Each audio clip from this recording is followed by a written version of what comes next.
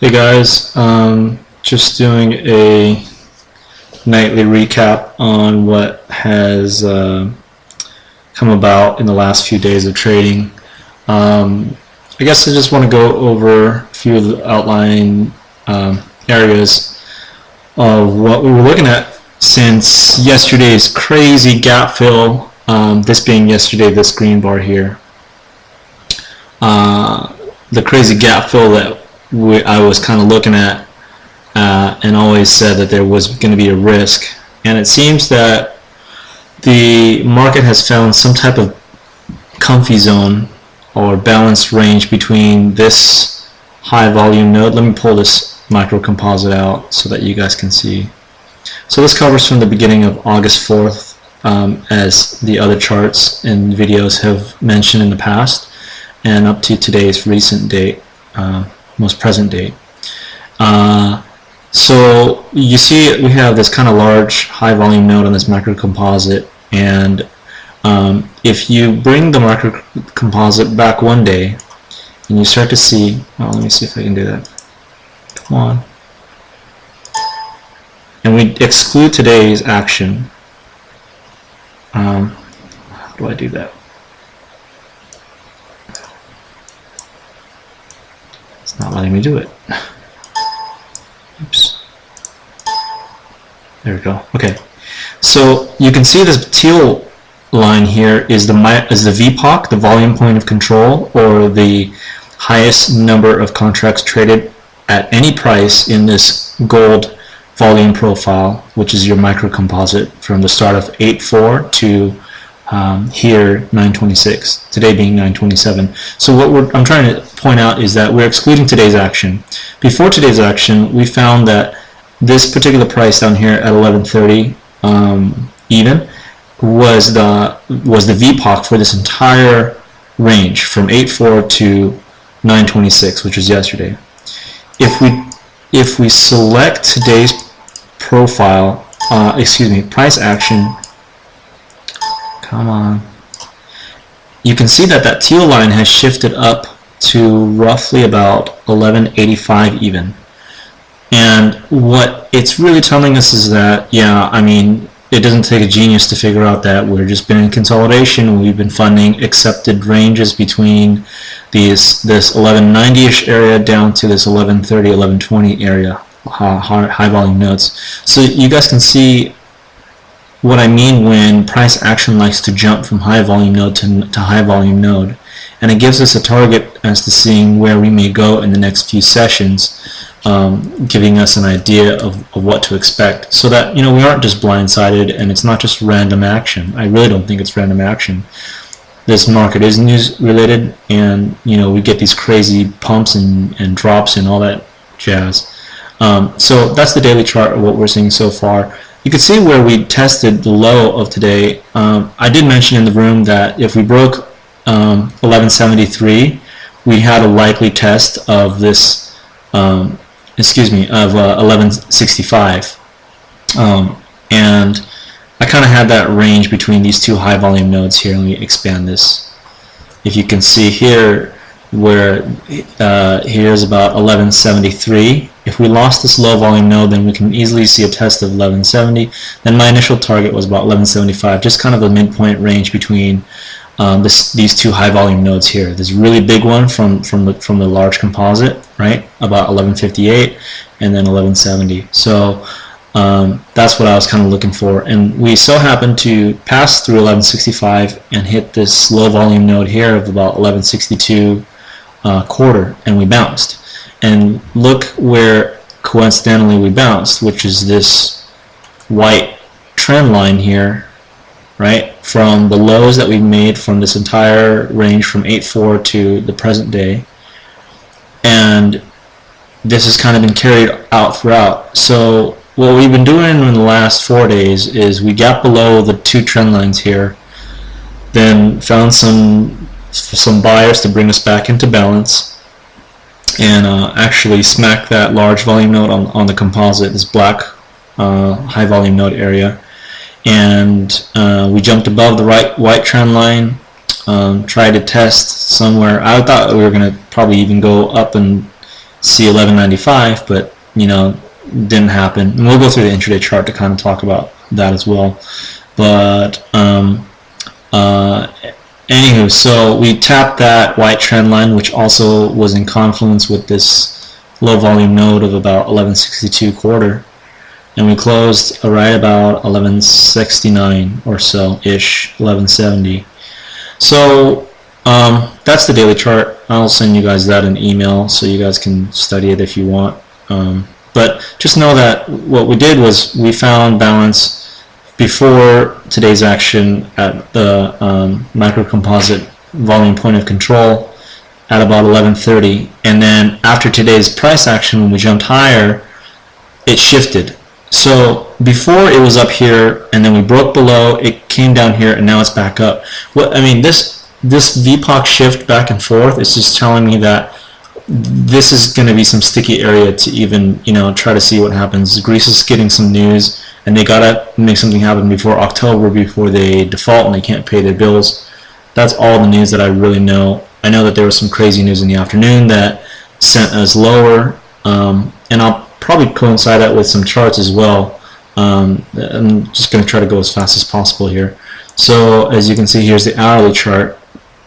Okay, we gapped up major, and Arnie asked the question, like, isn't this like a little bit dramatic? And I said that I really don't think it is, because we did gap up.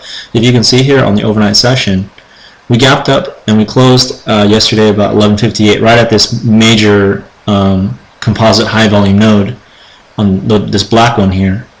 And then we gapped up above the trend line, and we kind of traded up here. We created a new micro composite VPOC, that teal line, at about 1185, and couldn't get any higher, and news hit, and then this is boom boom. So we're trying to look for the target of where it's looking to retest. A lot of times when we gap up, we have a tendency to try to fill some type of gap. As you can see here on the previous day from today, I was looking for a gap fill if we broke IB high and had some type of strength, in which we exactly did. So I'll go through the 3-minute chart for that day and talk about that as well. So anyways, that's what it looks like on the hourly chart. So let me expand this. This is yesterday's action, okay, right here. Okay,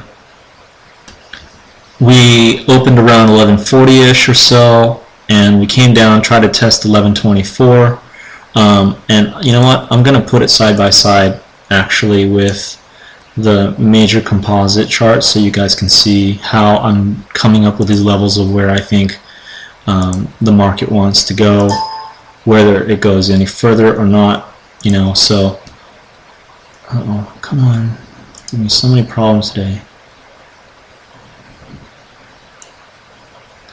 Okay, so as you can see here, here's 1124 3/4. We made an IB low of about 1123 and 3/4. That's 1 point away from this low volume node, and that was a sign of price rejection because we bounced right off that area, poked through and made an IB high, poked through, kind of retraced back to VWAP, just sat around here for a little bit, and then we never got really underneath VWAP, significantly to retest the IB low, which made me more bullish in a sense, because where we opened was, where did we open? We opened about right here.